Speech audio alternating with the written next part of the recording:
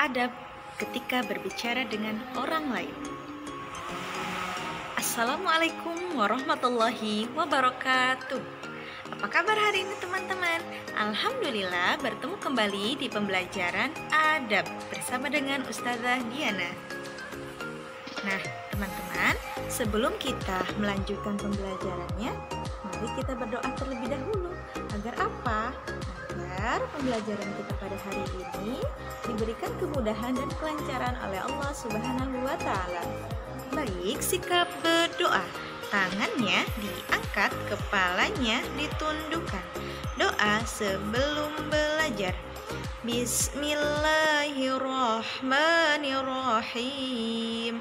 Rabbi zidni ilman warzuqni fahman.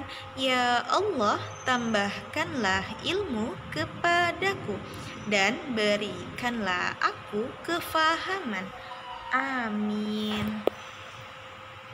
Nah, sebelum kita belajar, Ustazah izin untuk menyampaikan pijakan sebelum belajar. Nah, di sini ada 4 pijakan. Apa saja ya pijakannya? Baik, yang pertama pastikan teman-teman untuk duduk tenang. Lalu yang kedua, pastikan fokus mendengarkan informasi. Pijakan yang ketiga, pastikan mengerjakan proyek dengan tuntas. Dan pijakan yang terakhir, pastikan beres-beres setelah mengerjakan proyek. Alhamdulillah, kita sudah memasuki materi. Materinya adalah adab ketika berbicara dengan orang lain. Selanjutnya, Ustazah akan memberikan atau menjelaskan definisi berbicara terlebih dahulu. Ya, jadi berbicara itu sendiri adalah kemampuan seseorang dalam mengungkapkan atau mengekspresikan ide, pikiran yang ada dalam diri yang melibatkan orang lain dalam menyampaikan informasi tersebut dengan menggunakan kata-kata. Nah, di sini teman-teman ada beberapa adab ketika kita berbicara kepada orang lain yang memang sudah diatur oleh Islam itu sendiri. Lalu yang pertama adabnya adalah berbicara yang baik. Ketika kita diberikan nikmat berbicara, maka berbicaralah hanya yang baik saja, sebagaimana telah Allah perintahkan dalam kitab Sahihnya nomor 6477 dari Abu Hurairah bahwa Rasulullah SAW bersabda, Innal abda la yatakallamu bil kalimati ma yatamayyadu ma fiha yahwi biha finnari wa ab'ada ma bainal musyriki wal maghrib. Nah, artinya sesungguhnya seorang hamba yang mengucapkan suatu perkataan yang tidak diperkirakan apa dampak-dampaknya akan membuatnya terjerumus ke dalam neraka. Nah, lalu di sini yang kedua adalah tidak gibah. Teman-teman, adab ketika berbicara kepada orang lain yang kedua ini salah satu penyumbang dosa terbesarnya adalah gibah.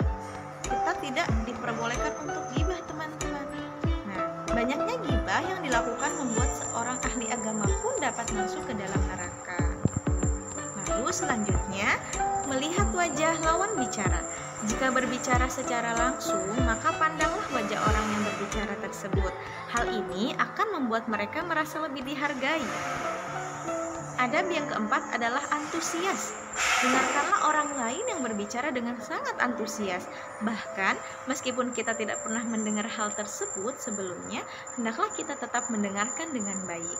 Lalu yang kelima adalah tidak memotong pembicaraan.